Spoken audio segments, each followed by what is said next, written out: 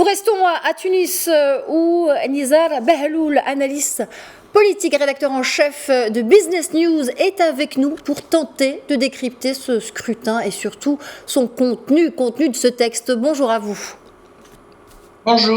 Bonjour à tous les téléspectateurs de Média.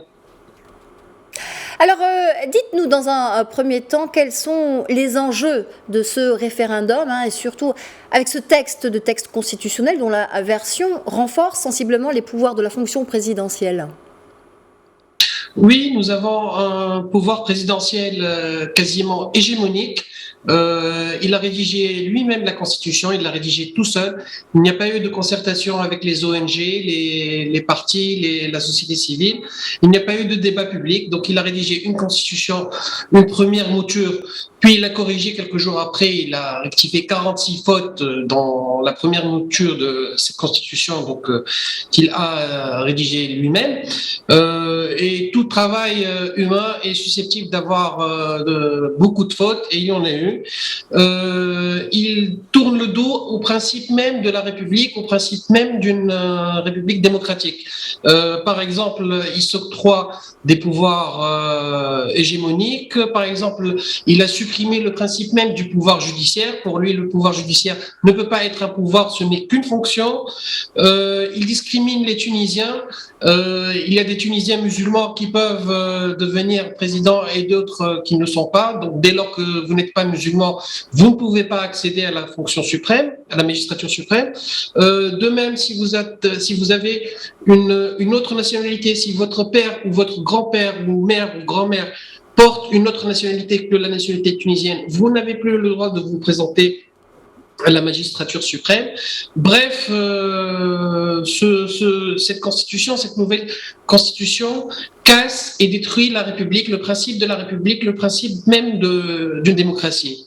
À part ça, concernant le processus du référendum aujourd'hui, malheureusement, l'instance supérieure indépendante des élections n'est plus aussi indépendante que cela, puisque ses membres ont été désignés tous par le président de la République, et on doute fortement en leur crédibilité. D'ailleurs, on a vu ce matin même, avec la première conférence de presse organisée à 9h30 pour nous dire qu'il y a eu un taux de participation de 6,75% au référendum. Concrètement, sur terrain, on ne voit pas les 6,75% qui représentent 570 000 électeurs. Concrètement, sur terrain, on ne les voit pas, malheureusement. D'accord. Des changements majeurs donc de ce texte revu le 8 juillet dernier par le président. Un texte qui prend une distance radicale avec le régime parlementaire de 2014. Nizar Behloul, quelles conséquences ce vote, si le oui l'emporte, aura sur la vie politique tunisienne et la crise politique que vit le pays aujourd'hui? Sincèrement, le pays vit une crise politique depuis 2011.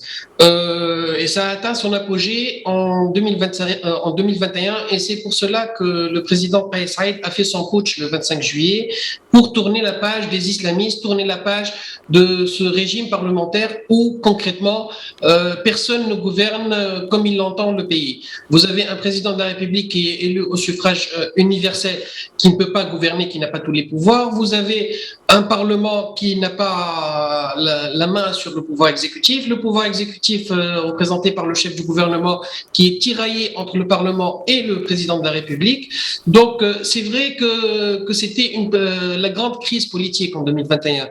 Mais ce texte de 2022 ne va pas arranger la situation parce qu'il transforme le pouvoir entre les mains d'une seule personne qui a les pleins pouvoirs maintenant, et ce n'est pas ça la solution. Dans les pays démocratiques, il faut un pouvoir et il faut également des contre-pouvoirs, il faut également des corps intermédiaires que sont les médias et la société civile, et la nouvelle constitution a détruit tout cela. Il n'y a plus de place aux partis politiques, il n'y a plus de place pour les ONG, et le Parlement et le Sénat, on ne voit pas vraiment comment ça va être, parce que la Constitution ne mentionne pas clairement le rôle du Parlement dans cette nouvelle Constitution.